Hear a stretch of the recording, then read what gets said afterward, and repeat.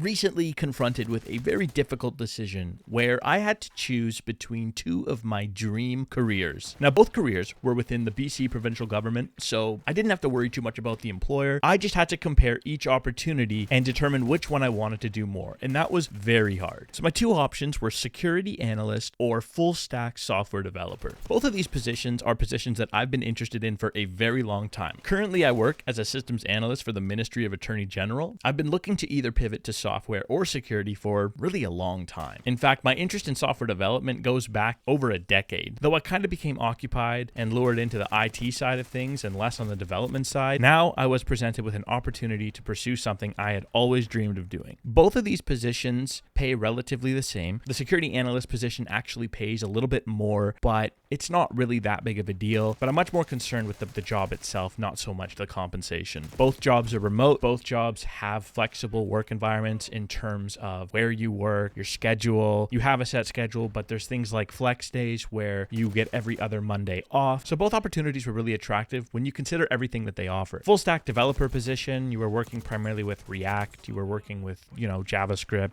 HTML, CSS, back-end technologies. You were working with Express, and I'm sure there would have been other languages and other frameworks that you'd learn and that you'd be required to use as time went on. And for the security analyst position, that's really just monitoring endpoints, monitoring networks, making sure that there's no suspicious alerts that pop up, and if there are, you go investigate them to determine if they're benign or not. Really interesting and really fascinating stuff. You have to sort of learn about the tools that red team or hackers use in order to prevent them from, of course, infiltrating your environment. And it's another really fascinating position that I've always been interested in. So, I sat for weeks going back and forth like, okay, I want to do this because, and then I'd give myself a bunch of reasons, and then I'd pivot in another week and go, no, I think I actually want to do, software because, well, again, it's full remote. I can learn a lot about different languages and frameworks and work at them at a professional capacity within a team. And that's something I don't have a ton of experience in, because while I've built applications, both web applications, Mac applications, iOS applications, I don't do a lot of work on a team aside from when I was in school academically, but that's different, right? So I'm like, I could gain some experience there. Ultimately, I did know one thing, and this played into my final decision. But the one thing that I knew is that I wanted to end up in security. I didn't want to be like a 45-year-old software developer, full stack, or DevOps, anything like that.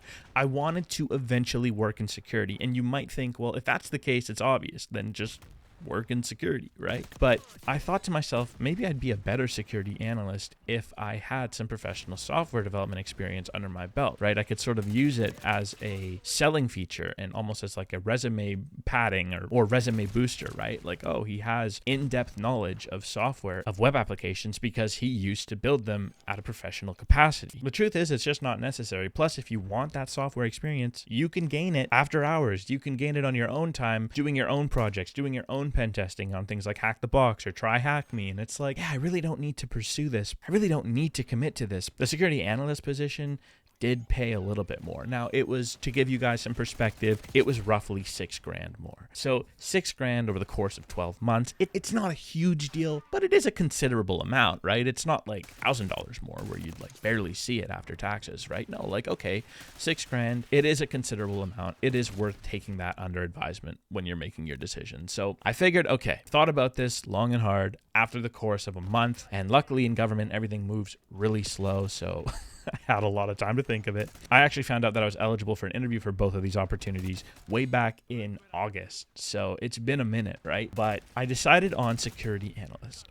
I decided I wanted to do security in the long term, so let's just jump right in and do it. I can work towards my CISSP, my Pen Test Plus while I'm working, and I can have the government pay for it because they'll cover certifications if they're job related, and I have a lot of security certs and a couple of other certs as well that aren't related to security, almost all of which have been paid for by previous organizations that I worked for, minus the Apple certified Macintosh technician. That one I paid for out of pocket, but everything else has been paid for by an employer. But I'm really happy that I chose this because I think it's the right choice. I really do. I start on the 31st of October. At the time of recording, this is October 28th. It's Monday.